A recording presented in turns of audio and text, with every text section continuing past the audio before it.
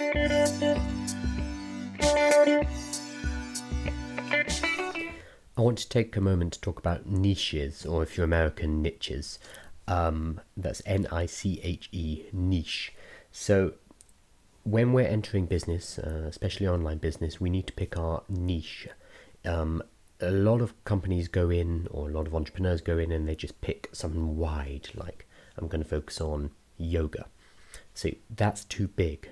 To be able to make a dent in a market that large, you need to have a large amount of clout, you need advertising budget, you need large sponsors. You'd be up against companies like Lululemon, for example, who make yoga clothing. You'd be competing with their kind of advertising budgets, which as an individual or as a small team is very difficult to do. As a result of this, we need to focus down. We need to focus down on niches within these large markets like health, or these large markets like yoga.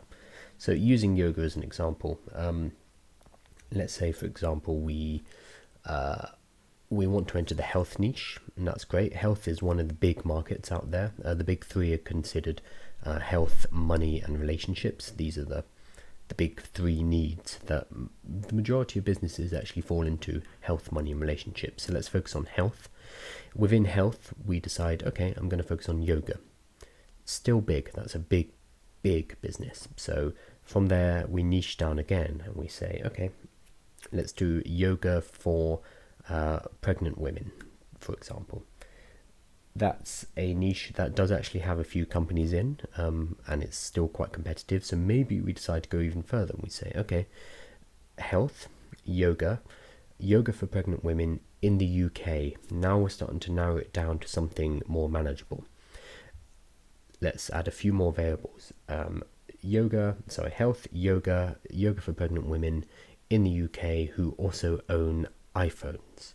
Let's imagine at that point I am producing an app for iPhones. I will be marketing to this audience. Suddenly this has become a far more manageable audience, probably of 1 million people, maybe a couple of million, rather than 500 million people globally. Instead, we now know where our target market is, what kind of device they're using, an iPhone for example, the fact that they are pregnant obviously and they're interested in yoga.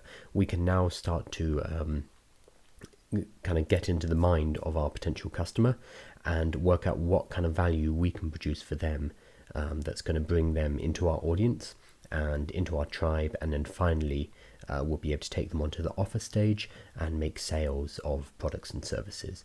So because we now have a far more defined niche, it's easier to do that. Now it is possible to go too far. I could say health, yoga for pregnant women in the UK who own an iPhone, drive a Vauxhall car and love country music. Now this level of targeting is actually possible on Facebook and on Google, and we're going to be looking at that shortly. That doesn't mean that we should go to this kind of level, because at this point, if we're also adding in the variables, they must own a Vauxhall car and love country music, suddenly that market has gone from 1 million or 2 million people to maybe 1,000, maybe less, maybe so small that we can't actually target it.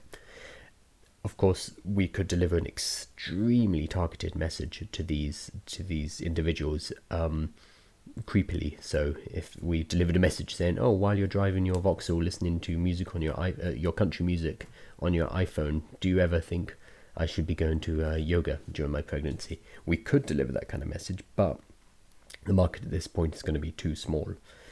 We'd probably be able to dominate it, but there's no point because it would be too small. So I've talked about a market being too large and markets being too small. This is very wishy-washy at the moment. The advice I give when starting with clients and when starting my own online businesses is we want to start with a market size around 1 million people. And I'm going to be showing you how to do that using Facebook Audience Insights. We can basically plug in all these variables I've just been discussing, and Facebook will spit out a number saying, okay, I have 1 million people, or I have 500 million people who match these criteria on Facebook. So we're going to be jumping into Facebook Audience Insights in a moment, and you'll get to see the immense power, the targeting power of using Facebook as an advertiser. So that's going to be coming up in the next sections on market variability. So I'll see you there. Keep in mind right now the idea of a niche. So we looked at our two lists. We looked at things we're good at and things that we enjoy doing.